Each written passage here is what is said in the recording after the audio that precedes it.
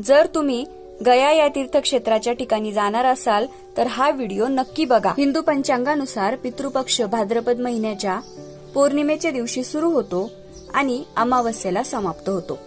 पितृपक्षामध्ये पितरांच्या शांतीसाठी श्राद्ध कर्म, तर्पण पद्धत आणि दान कार्य केले जाते। या दिवसात गया यात्रेचे महत्वही वाढते। बिहारमध्ये जे गया तीर्थ आहे या ठिकाणी पितरांच्या शांतीसाठी तर्पण आणि पिंडदान जर केले तर 7 पिढ्यांचा उद्धार होतो असे मानले जाते। चला तर जाणून घेऊ गया तीर्थाबद्दल काही महत्वपूर्ण गोष्टी। त्याआधी मंडळी, जर तुम्ही आमच्या चॅनलला नवीन असाल तर चॅनलला सबस्क्राईब करा आणि बेल आयकॉनला प्रेस करा, म्हणजे नवनवीन व्हिडिओचे नोटिफिकेशन्स तुमच्यापर्यंत पोहोचतील। बिहारमध्ये स्थित असलेले गया तीर्थ येथे पितरांच्या आत्म्याच्या शांतीसाठी देशभरातले अनेक लोक श्राद्ध आणि पिंडदान करतात। मानले जाते की इथं पिंडदान आणि श्राद्ध जर केले तर आत्म्याला जन्म मृत्यूच्या फेऱ्यातून मुक्ती मिळते। देशातूनच नाही तर परदेशातूनही लोक इथे येतात। राजा दशरथ यांच्या आत्म्याला शांती मिळावी म्हणून भगवान श्रीराम आणि माता सीता यांनी इथे पिंडदान केले होते असे सांगितले जाते।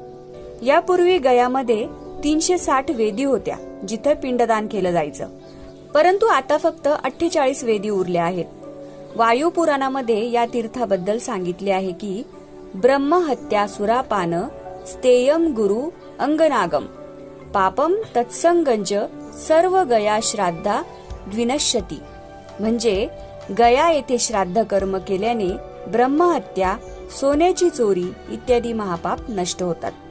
पितृपक्षामध्ये गयामध्ये पितरांचे श्राद्ध, तर्पण हे जर केले तर व्यक्ती हा पितृऋणातून मुक्त होतो, कारण भगवान विष्णू स्वतः पितृदेवतेच्या रूपात गयामध्ये निवास करतात, म्हणून या स्थानाला पितृतीर्थ असेही म्हटले जाते।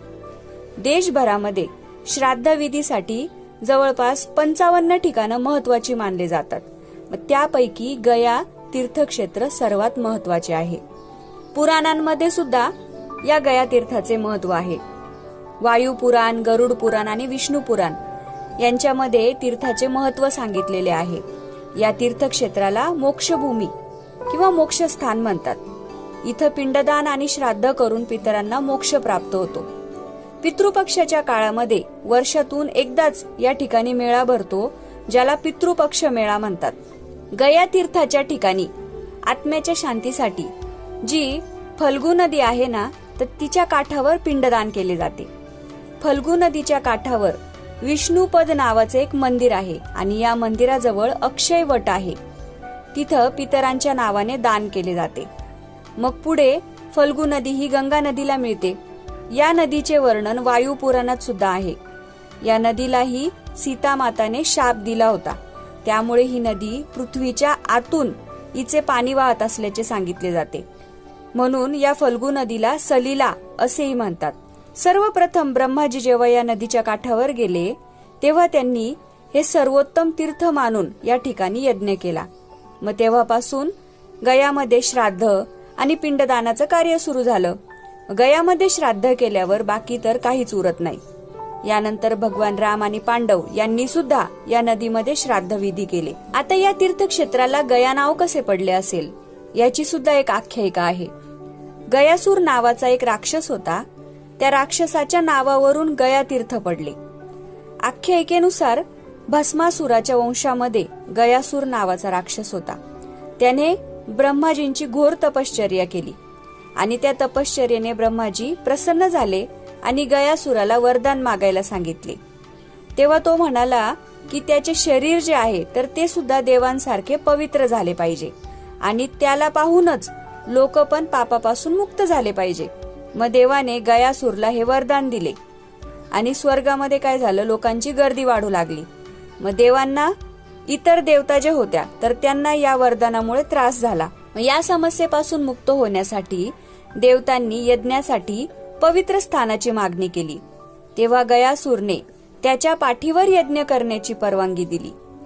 मग तो जेव्हा खाली पडला तेव्हा त्याचे शरीर जवळपास 5 कोसापर्यंत पसरले आणि त्या ठिकाणी मग देवांनी यज्ञ सुरू केला।